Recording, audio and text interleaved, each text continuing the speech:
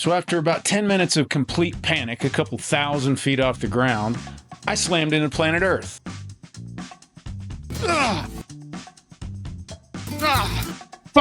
I was terrified.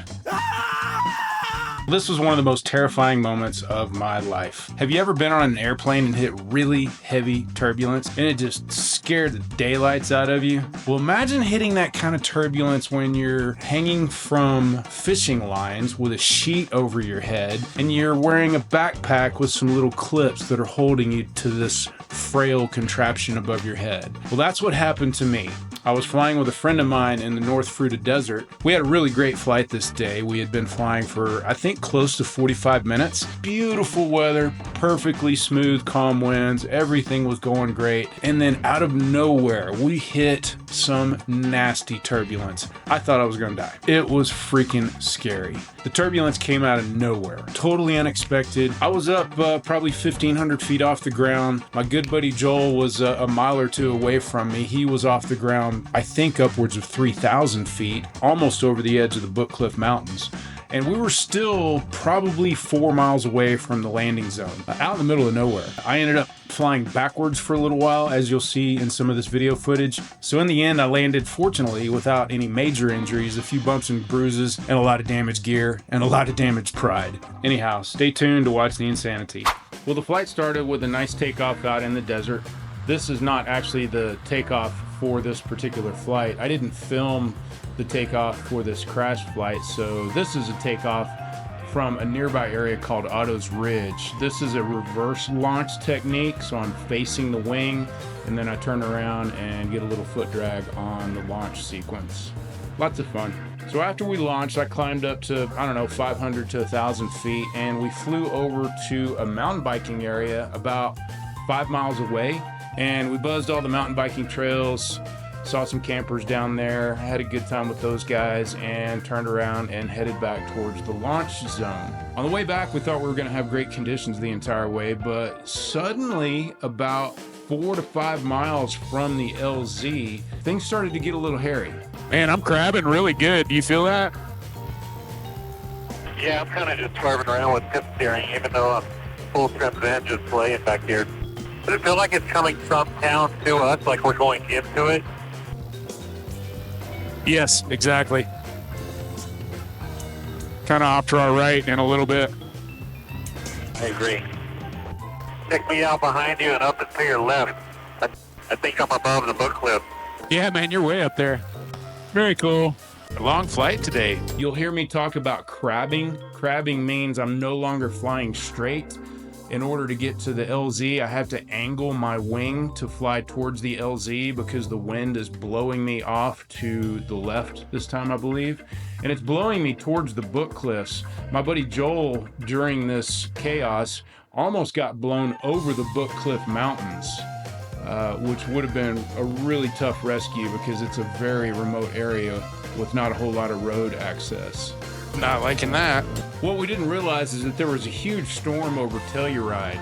We couldn't see the storm from where we were, but big storms like that can push out winds and gust fronts, sometimes a couple of 100 miles away, and that's what we're about to hit. You'll see my knees start to kind of get tossed around. The video really doesn't do it justice. That felt like I was getting tossed around 2 or 3 feet or more in the air with every single bump that I hit, which is really scary when you're hanging from a small metal frame with a lawnmower motor on your back. I just hit some really nasty wind. I'm in it and I'm working through it. Woo, I'm really getting tossed around right there. Hey, you doing okay? Not really. Yeah, stay through it. Just work through it. You gotta do. Are you near the LZ? You doing okay?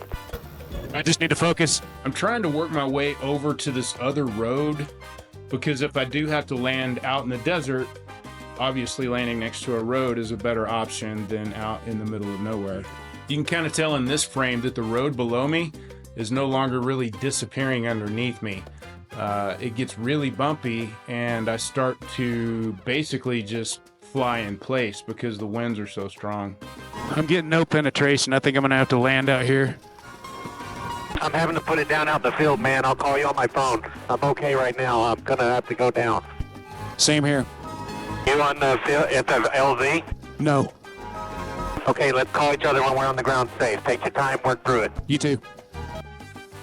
All right, right there you saw me pulling in my trims. That was actually a mistake. It's better in high winds like this to have your trims fully out, fully extended.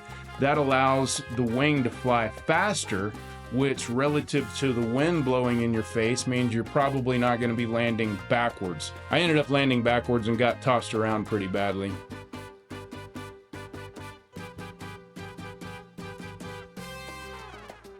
You can tell here I'm actually flying backwards a little bit. The road is starting to move forward instead of backwards underneath me.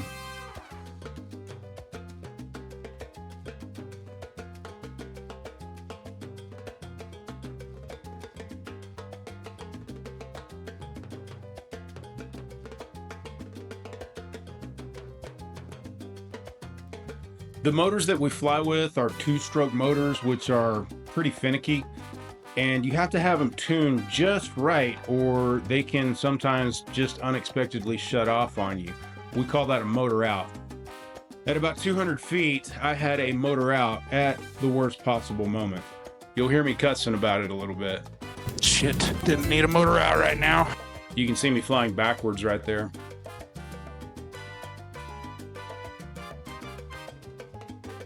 So as soon as my feet touched the ground, that wind blew the wing backwards, yanked me off my feet, and dragged me through the desert for a while.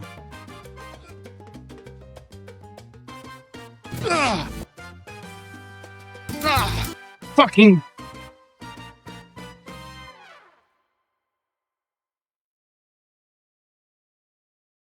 That sucked. It's doing okay. If you can hear me, I had to land trims out. It helped. Well, even though I thought I might fall out of the sky and die quite a few times, I survived. I hit the ground pretty hard, but fortunately didn't break anything on my body. I just broke a few paramotor parts. Everything was repairable, and I got it back up and running again in a couple of weeks. Sports like this are inherently risky. You got to be prepared for the worst and have a plan B if things get a little crazy. I mean, I just broke my damn arm last weekend out skiing. Got to be careful out there. And let me tell you, editing this video with one arm was a challenge, but we got it done. I hope you guys are out there chasing your dreams. Have fun out there and be safe. See ya. Peace.